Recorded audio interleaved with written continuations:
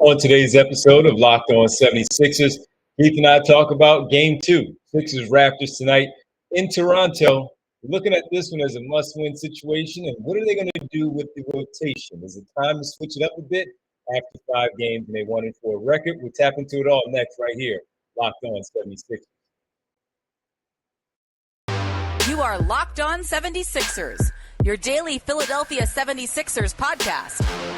Part of the Locked On Podcast Network, your team every day.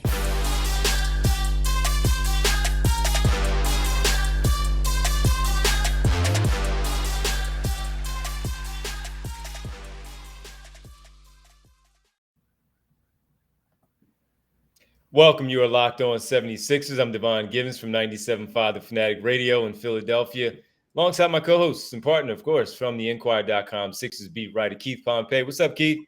What's poppin', D? Oh, nothing, man. Getting ready for the weekend, but we got 2 big games over the weekend. We need to talk about the Sixers and Raptors tonight. We'll dissect what's going on with Matisse Thybulle, the rotations, and look ahead to the Saturday matchup in Chicago against the Chicago Bulls, second night of a back-to-back for both teams. But before we do, let's thank everybody for making Locked On 76ers your first listen every day. Remember, Locked On 76ers is free and available on all platforms, including right here, YouTube, Locked On 76ers. All right, Keith, big game tonight. Maybe some changes, possibly, to the rotation. Should there be changes? They seemed a little bit slow, less athletic. Probably time for Matisse Thybulle to get into the mix, huh?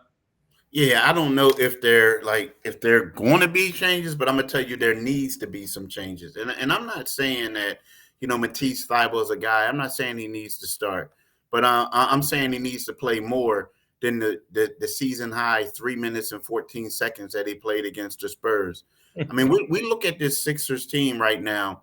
The defense has been the Achilles heel. We talked about that yesterday, but it just seems like they can't get back in transition D and form a wall. It seems like in half court D, they can't stop dribble penetration. It seems like that, guys can't rotate. Guys are slow on closeouts, and certain players are being tacked on the defensive end. And when you look at this 76ers team right now, it's one of those things where you say to yourself, like, this team, you mean to tell me this team has a second team all defensive performer? Like one of the top 10 best defensive players in the league, and he's not playing? I mean, it's one of those things where you can say whatever you want about his offensive game, but I'm here to tell you, they're getting torched on the defensive end, and they need to play Matisse Thybulle. I mean, right now, this team is 1-4. They could go on and take some L's. They need to play him, D. Yeah, I agree with you as far as Matisse Thybulle goes, just because of when you talk about his defense, and you just gave his accolades there for these last 2 seasons as a defensive performer. And right now, as you mentioned, their best defensive game was probably against the Milwaukee Bucks. He did not play much in that one, but everywhere else in the other 4 games, it just simply wasn't good enough, man. And defensively, giving up 35 each to Brown and Tatum in game 1 against Boston. Once again, you head to San Antonio. You talked about him playing 3+ minutes in that one. Devon going off on the perimeter. Keldon Johnson also having his way on the perimeter. And while there may be, of course, there's room for PJ Tucker to be on the floor, but you also need to have that other length and athleticism that Matisse Thybulle does provide. Will he give you the points as you talked about? No, not necessarily. He may give you 3 to 8 on any given night. We don't know how that's going to play out, but the defensive effort will be there, and being able to run in the open floor in transition to get him some points where maybe he's running to the floor for a dunk, an alley-oop, layup finish where you hope he plays through it and just simply lays the basketball up, and versus pulling and stopping and finding a spot behind the three-point line as he flares out for a 3. That's not his game. So you want him going to the basket. But I think there is some value in giving him a look along with more of Daniel House too, because PJ Tucker shouldn't be playing 31 minutes. It's just not what he needs to be doing. And if I remember correctly, he was over 35 minutes against the Boston Celtics in game number 1.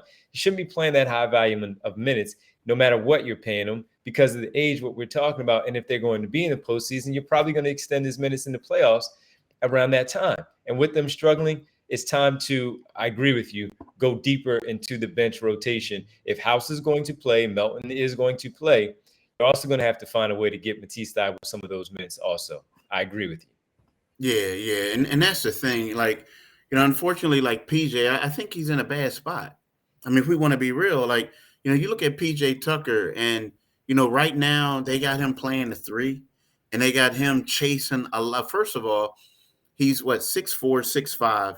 So he's a smaller guy, right? Comparable to the guys he's guarding. So they're big, they're taller than him, they're way younger than him, and they're more athletic than him. And when you do that, it's kind of like tough. I think it's tough for him. And he's older. Not only that, he had off-season knee surgery. You know what I mean? So it's kind of like, I think that he's in a tough spot on his team. Like last year, he was with Miami. You got Jimmy Butler playing the three. You got Bam at the five. We're talking about two quality defenders with you. And then you got Kyle Lowry was there too, another pretty good defender. So he's in the mix. But right now, when you look at this lineup, who do you have? You got PJ, you got Joel. The rest of the guys aren't known for their defense. So he's chasing around these Pascal Siakams, Jason Tatums, The two the young Greek guys Freak. that I just talked about for San Antonio. Yeah. Yeah, exactly. Those two, like, nah, that's tough, man. So I agree 100% with you. And look, that is his job. That's his assignment, to go out there and defend those players and slow them down and try not to allow them to get off. And he did a pretty decent job against Giannis in that second game against the Milwaukee Bucks. I think he only had, 21, 23, somewhere along those lines, where he didn't go off. The Bucks won the game overall. But in terms of defense, yeah, he's exerting a lot of energy. And while he doesn't necessarily get really fatigued and all, it's time, because we're seeing too much happen out there on the floor where it's too easy, especially in Wednesday's game against the Toronto Raptors, whereas we talked about in our post-game coverage there on right here on Locked On 76ers, that it was just way too easy, way too simple for them to run their sets and get these looks at the basket that were way too comfortable for the Toronto Raptors. Pascal Siakam with that 15 points in the opening frame, he was doing whatever he wanted and got to wherever he pleased on the floor. His three-point shots were uncontested. He made 4 of them in the first quarter. He was tremendous. And you don't bring in, another defensive. Sure, you bring in Daniel House to try to see how it goes in DeAnthony Melton. If it's not working, it's the regular season, especially early in the regular season, where you're still trying to figure out your rotations. You're trying to tinker with your rotations and see how things may work or not work.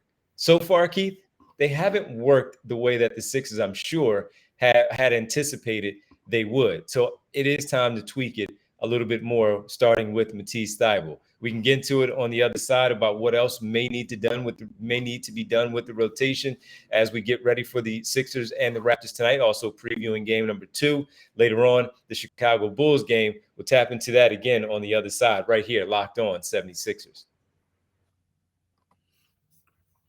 Right now, let's talk about Prize Picks, right? The thing I like about Prize Pick is, you could go there and you can do, certain things, and you could pick certain players, and there's a lot of things. Like, for instance, tonight I'm taking Luka Doncic to score more than 26.5 points, LeBron James to have more than 7.5 rebounds, Kevin Durant to have less than 6.5 assists, and Steph Curry to have more than 3.5 three-pointer made. That's good, right? So you want to know, how does Prize Pick work? So what happens is, what you do is you pick 2 to 5 players, and they will go, and if they go score more or less than the Prize Picks projections, you can win up to 10 times your money on an entry. There's no competing against other people. It's just you and the projections available. Prize Picks offers projections on any sport that you watch. This includes NFL, NBA, MLB, NHL, PGA, college football, and on and on. Download Prize Picks app or go to prizepicks.com to sign up to play daily fantasy sports. First-time users can receive 100% instant deposit match up to $100 with promo code Locked On. If you deposit $100, Prize Picks will give you $100. If you deposit $50, Prize Pick will give you $50. Don't forget to enter promo code Locked On at sign up for an instant deposit match up to $100. How come you didn't say anything about Ben Simmons? You just talked about Kevin Durant. What's wrong with you? Cause you know what, I like my man Ben, and then when I talk about Ben, then all of a sudden I our was talking about comments be like, numbers. I was only talking about numbers. That's all oh, I okay. was talking about. All right. That's all Well, I you was talking. know, Ben Put him in a Simmons parlay. what you say? Ben Put him in a Simmons isn't parlay. going to have 12. He's going to have maybe He had 9 a little more assists than- on Wednesday night. He had what? He had 9 assists on Wednesday night. You can go with an Yeah. assist number. Yeah, that's all. Yeah. That's Question before we get to the next thing. Just Yeah. real quick. Yeah. You think Ben is going to turn it around? Let me think about that for a second. Hold on. Let me, because I think I have a long-winded answer. Thanks for making Locked On 76ers your first listen. For your second listen today, check out Locked On Sports Today, from the gamers that matter the most to the biggest stories in sports. Go beyond the scoreboard and behind the scenes with local experts and highlights, insights only Locked On can provide. Locked On Sports Today, available on this app, YouTube, and wherever you get your podcasts. All right, as far as Ben goes, I was very optimistic that he would be able to bounce back this season after taking the year off, rehabbing, mental health, the back surgery, all of it. Very optimistic that he would get back to his all-star level form. I've only watched him one time, and that was the opening game.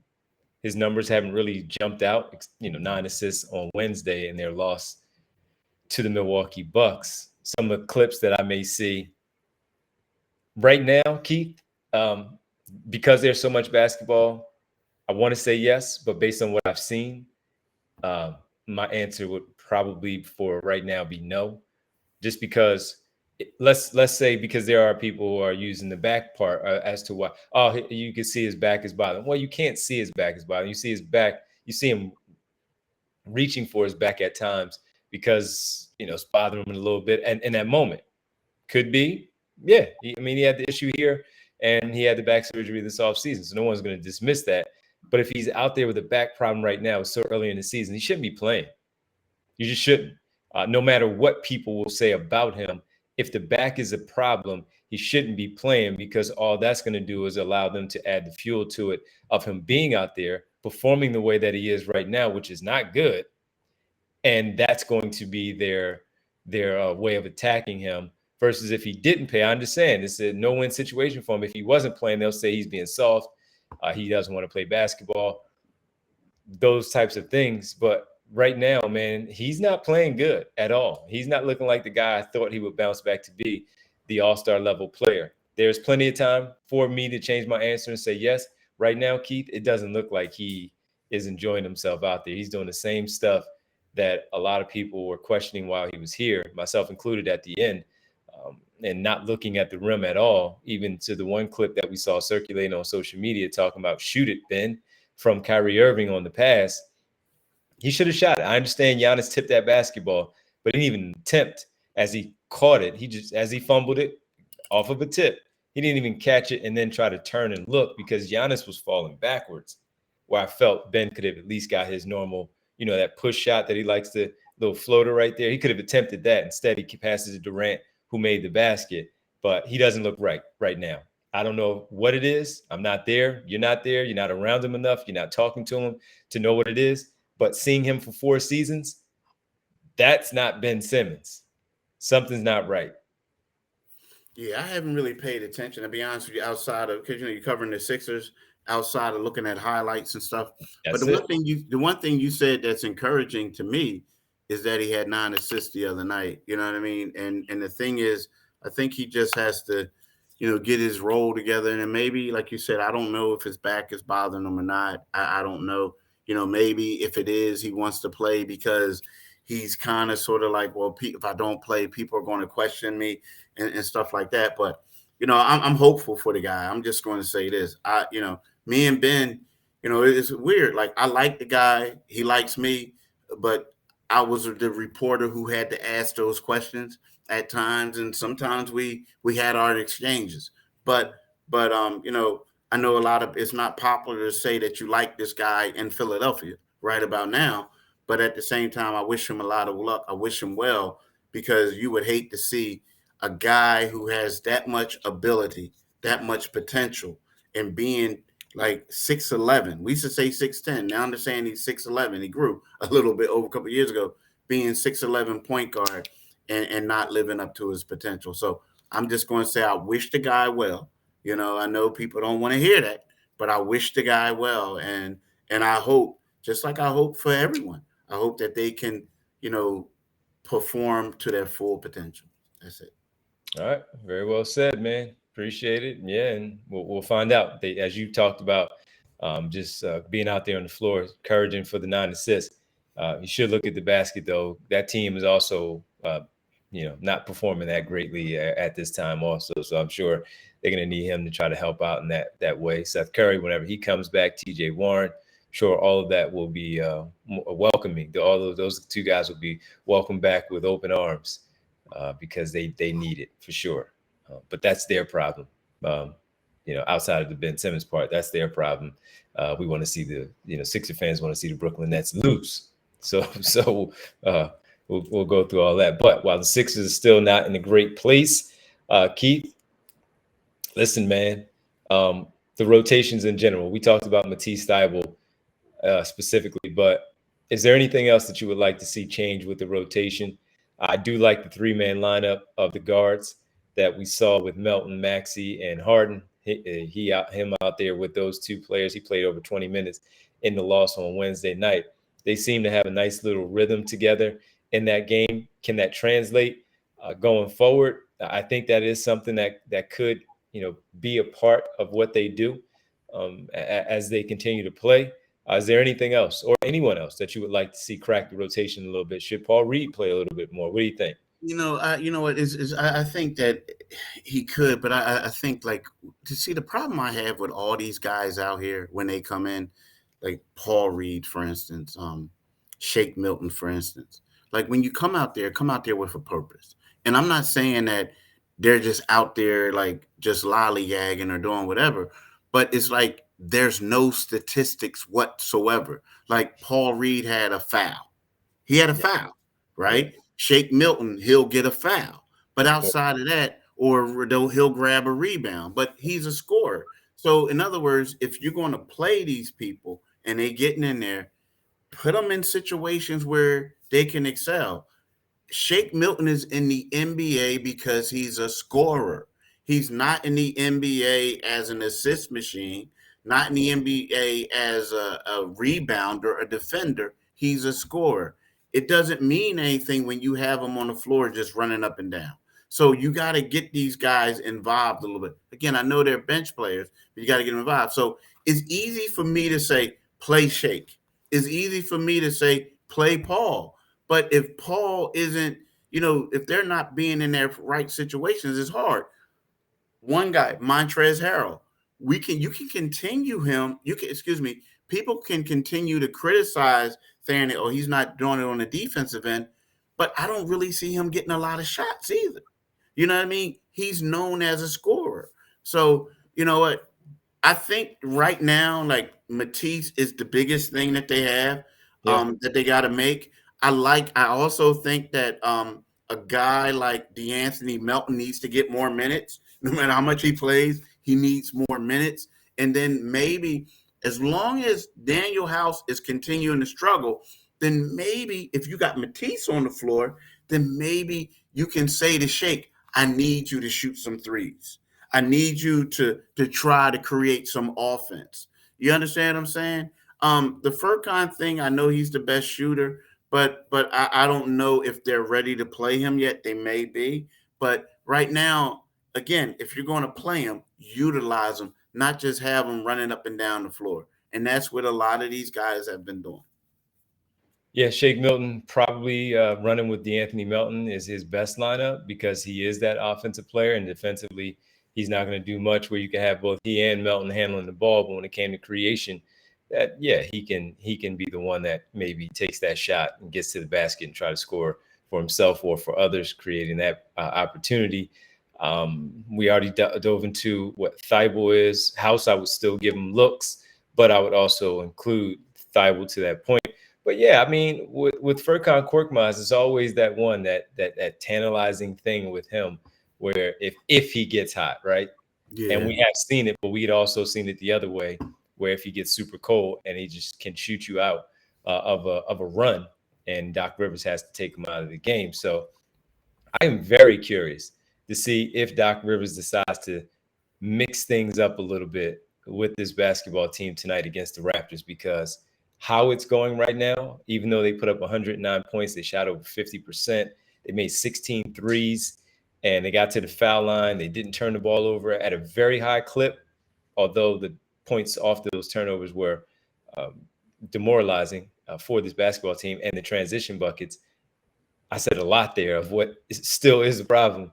They they are able to score back the basketball, 109 points. You should be able to do something with that, and that's where their defense has to be better. And it all circles back to Matisse Thybulle, Daniel House, DeAnthony Melton, and even possibly Paul Reed, just giving them a little bit of a run, not having them in there for 2 minutes, to your point, and then yanking them off the floor as he talks about it. Doc Rivers mentioned having both Montrezl Harrell and Paul Reed. One is a scorer, one is more of a rebounder and an energy player, defender, and that's where the conflict comes in of who to have on the floor. Well, I think both of them can play on the floor against the Toronto Raptors, but you got to give them some extended time to see if they can actually do it. So that was kind of what we talked about last season, and not giving players opportunity early to find out if it fits with their teammates in this time. And Doc Rivers, listen, 1-4. If they lose now, 1-5. Well, we'll get into the Chicago Bulls next, but they can't afford to keep dropping these games because, Keith, as you said before we came on, they have a pretty funny schedule here coming up as they end this 4-game road trip with Washington. They come back home for Washington. Then they have the Knicks on Saturday, the following Saturday, and Phoenix Suns on Monday, Milwaukee that later in that week. It's not going to get that much easier for the 76ers. And with that, the Chicago Bulls, they're up next. Since we're not with you on Saturday, wanted to talk about it, preview it. The Chicago Bulls coming in will be hosting the Sixers on the second night of a back-to-back. Both teams played the night before on Friday tonight. How will they fare against the Chicago Bulls? We don't yet know the outcome of the game against the Raptors, but they do need to start to get into a winning way here for this basketball team. We'll look at the Chicago Bulls next, right here, Locked On 76ers.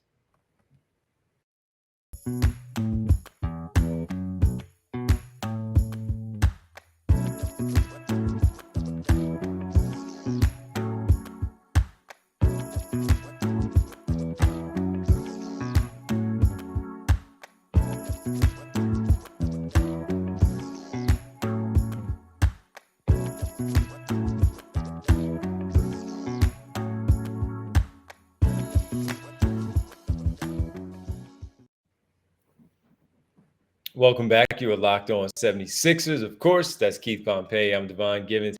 Keith, the Chicago Bulls are 3-2, played 5 games thus far, like the Sixers. Sixers 1-4, Chicago 3-2. They take on the San Antonio Spurs tonight in San Antonio, and then host the Sixers tomorrow. Looking at this basketball team, we already know Lonzo Ball is going to be out for an extended period of time. He is unavailable. Zach LaVine did play in their last game. Not aware of what he's going to be able to do tonight, his availability against the Spurs, but they do have Zach LaVine and DeMar DeRozan, 2 all-stars from a season ago. Some talent there with young players in Patrick Williams, Alex Caruso, Ayo Dosunmu at the point guard position, Kobe White, Nick Vucevic, Andre Drummond, former Sixers on that basketball team. They have some talent, Keith. And while they are at 3-2 right now, look, they're better than the Sixers at this point based on their record. Looking at them, this is also going to be another tough game on Saturday night. It is, and not only that, like they're trying to like snap a skid. A lot of people don't realize that Chicago lost 11 consecutive games to the Sixers, right? Mm-hmm. They lost 4 games last season, right? Yeah, 4? 4. So like, I mean, that's they were swept. I mean, they lost their last 11 straight games to the Sixers. So it's kind of like one of those things. It's hard to say in the 82 game schedule you get motivated, but they would really like to get the win. Now, my question to you is right now, if we're looking at this defense, and that's just saying, we got to assume that they're going to play Matisse, right? Because the last time they played a team that had two pretty good wings, they won for 70, huh? 35 each. 35 each. So now I'm looking at DeMar DeRozan. Who's going to stop DeMar, right? Then you have Zach, right? Zach LaVine. And then Nick Vucevic, he's a guy that traditionally had pretty good games against Embiid. I mean, not like he dominated him, but he was able to do certain things. You know what I'm saying? So then you got the Andre Drummond factor in there as well. And from that standpoint is the depth. Like, you can throw additional bodies at them. So I think that this is going to be another tough one. Now, the crazy part is like who's going to get the most rest the night before, because they're both flying into Chicago from different cities. But, I'm just looking at this and thinking that this is going to be another tough matchup for the 76ers. Very well coached by Billy Donovan. Their style of play, another team that likes to get out and run. They do that very well with those two all-stars that you talked about, the other players that are able to mix in and get up and down the floor, from White to Caruso, Dosunmu, the second-year player out of Illinois at the point guard spot. Very good draft pick, by the way, by them in the second round. And they have a good team, man. They do. And to your point, last year, they were embarrassed by the Sixers. I mean, DeMar DeRozan would have good games, but they were still giving it to them where they swept them. And they just didn't really have a chance in those games against the Sixers. So to your point, I agree with you. They're going to be looking to get at the Sixers early and often right now ahead of their series this year and start things off on their home floor. So it's going to be a tough environment, tough matchup. Both teams coming off a back-to-back, so it should be an even playing field.